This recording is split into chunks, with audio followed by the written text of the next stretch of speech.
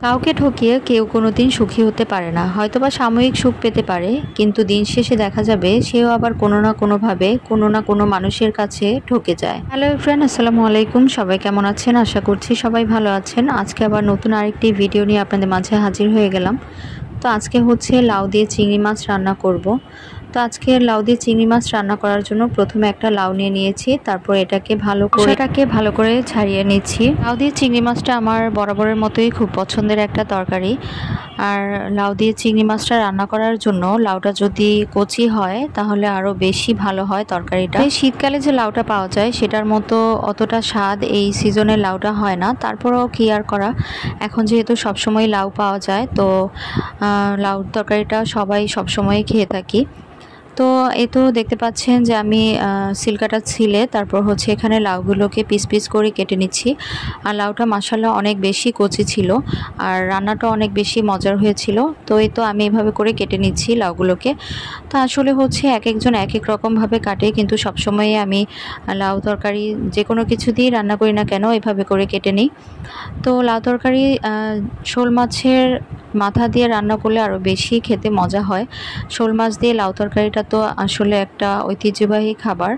তো এখানে হচ্ছে আমি চিংড়ি মাছটা বেছে নিচ্ছি। আসলে আমরা জীবনে চলার পথে অনেক সময় অনেক মানুষের কাছে ঠকে যাই, আর ঠকে গিয়ে আমরা অনেক বেশি কষ্ট পাই।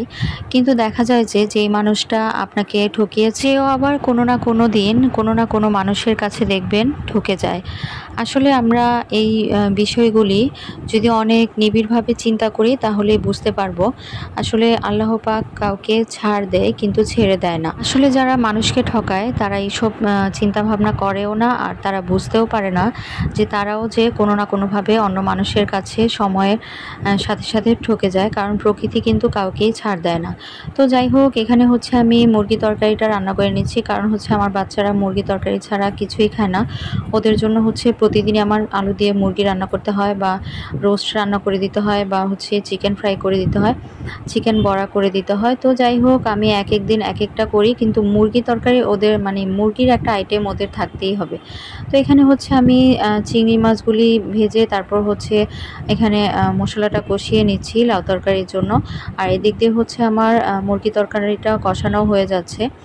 আসলে হচ্ছে বাচ্চারা, এখনকার যুগের বাচ্চারা মাছ সবজি এগুলি কিছুই খেতে চায় না। আর আমার বাচ্চারা তো গরুর মাংস বলেন আর মাছ বলেন, তেলাপিয়া মাছটা একটু ভাজি খায়, কিন্তু অন্যান্য শাক সবজি কোনো কিছুই খেতে চায় না।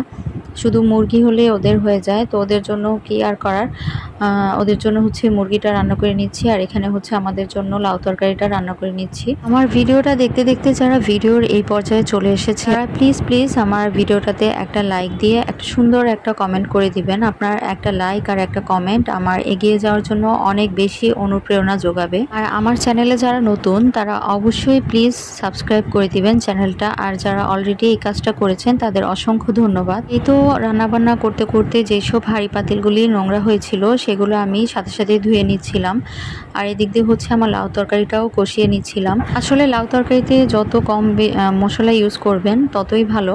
আমি এখানে অল্প পরিমাণে হলুদ মরিচের গুঁড়া দিয়েছি, আর কাঁচা মরিচটা একটু বেশি দিয়েছি। যদি ঝালটা পছন্দ করেন তাহলে হচ্ছে কাঁচা মরিচের পরিমাণটা বেশি দিবেন, আর গুঁড়া মরিচটা একটু কম দেওয়ার চেষ্টা করবেন, তাহলে লাউ তরকারিটা খেতে অনেক বেশি ভালো লাগে। আর লাউটা চেক করে দেখবেন, যদি মিষ্টি হয় তো চিনি দেওয়ার দরকার নেই, আর মিষ্টি না হলে হচ্ছে চিনিটা একটু দিতে পারেন যদি আপনাদের কাছে ভালো লাগে।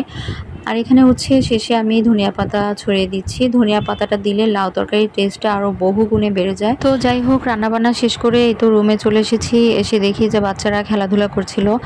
এই তো গাড়ি নিয়ে আমার ছোট ছেলে খেলা করছিল, তো আর দুজন হচ্ছে টিভি দেখছিল। আর এই গাড়িটা যে দেখতে পাচ্ছেন এটা হচ্ছে আমার বড় ছেলে যখন হয় তখন হচ্ছে ওর নানু কিনে দিয়েছিল। আসলে যত্ন করে রাখলে সব জিনিসই ভালো থাকে।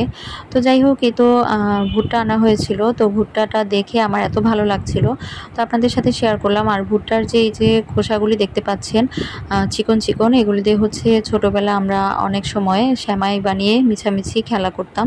তো কে কে এরকম করতেন অবশ্যই কমেন্টসে জানাবেন। তারপর এই তো বিকেলবেলা হচ্ছে হচ্ছে বাচ্চাদের জন্য একটু স্যান্ডউইচের মতো আর কি বানিয়ে নিচ্ছিলাম। তো প্রথমে হচ্ছে আমি সস মাখিয়ে ব্রেডের মধ্যে, তারপর এখানে চিকেন ভাজা দিয়ে উপর থেকে কিছুটা চিজ ছড়িয়ে দিলাম, তারপর এটার উপরে আরেকটা ব্রেড দিয়ে এটাকে ভালো করে ভেজে নেব। তো যাই হোক, আজকের ভিডিওটা সবার কাছে কেমন লাগলো অবশ্যই কমেন্টস করে জানাবেন, আর ভালো লেগে থাকলে অবশ্যই চ্যানেলটা সাবস্ক্রাইব করে দিবেন। সবাই ভালো থাকবেন, সুস্থ থাকবেন, আর প্লিজ একটা লাইক দিয়ে ফুল ভিডিওটা ওয়াচ করে দিবেন। সবাই ভালো থাকবেন, আল্লাহ হাফিজ, আসসালামু আলাইকুম।